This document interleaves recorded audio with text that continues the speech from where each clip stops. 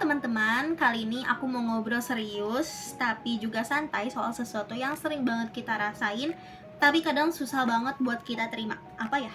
Kesepian. Nah, kamu pernah gak sih ngerasa sendiri banget? Bukan cuma sendiri secara fisik tapi juga secara batin. Kayak ada ruang kosong di dalam hati yang gak bisa diisi sama apapun. Kesepian itu memang pengalaman yang gak enak, bikin kita kadang ngerasa gak guna atau bahkan ngerasa kayak dunia ini tuh nggak ada tempat buat kita. Tapi jangan buru-buru mikir bahwa kesepian itu adalah musuh yang harus kita lawan mati-matian. Sebaliknya, kesepian itu justru teman yang penting buat kita kenal. Kenapa? Karena kesepian adalah bagian alami dari kehidupan dan sebenarnya bisa jadi kesempatan besar buat kita tumbuh. Kalau kita mikir soal hidup, semua orang pasti pernah ngerasain kesepian. Cuma beda-beda bentuknya aja dan intensitasnya mungkin ya. Ada yang kesepian karena ditinggal teman, ada yang kesepian walau di tengah keramaian kayak aku, bahkan ada yang kesepian karena merasa nggak ada yang ngertiin dia. Jadi kesepian itu bukan tanda kalau kita gagal atau aneh,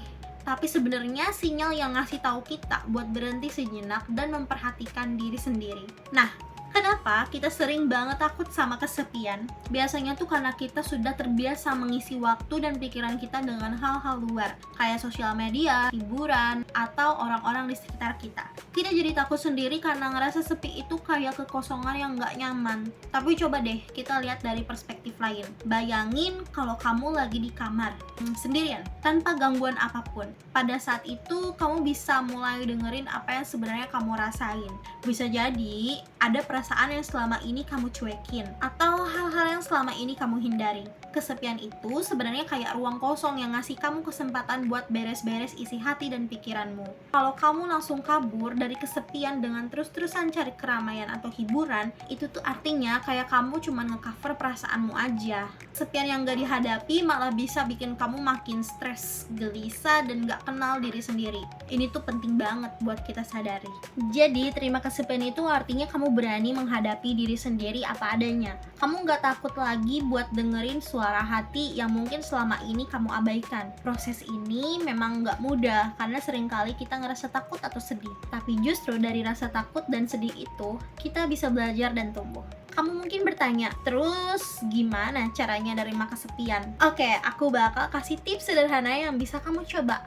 Pertama, berhenti dulu dan sadari perasaan kamu. Kalau kamu lagi ngerasa sepi, jangan buru-buru nyari kegiatan buat nutupin rasa itu. Coba duduk diam, tarik nafas dalam-dalam, dan tanya ke diri sendiri, apa yang aku rasain sekarang? Bisa jadi kamu bakal nemuin hal-hal yang selama ini nggak kamu sadari. Kedua, beri ruang untuk ekspresikan perasaanmu. Ini tuh bisa lewat nulis jurnal, curhat ke teman dekat, atau bahkan lewat seni seperti gambar atau musik. Mengungkapkan apa yang kamu rasain itu penting, supaya gak jadi beban yang menumpuk di dalam. Ketiga, ingatkan dirimu kalau kesepian itu bukan akhir dari segalanya. Kesepian itu cuma satu fase, bukan identitas kamu. Kamu lebih dari rasa sepi yang kamu alami sekarang. Keempat, gunakan kesepian sebagai waktu untuk kenal diri sendiri. Tanya ke diri sendiri, apa yang aku suka?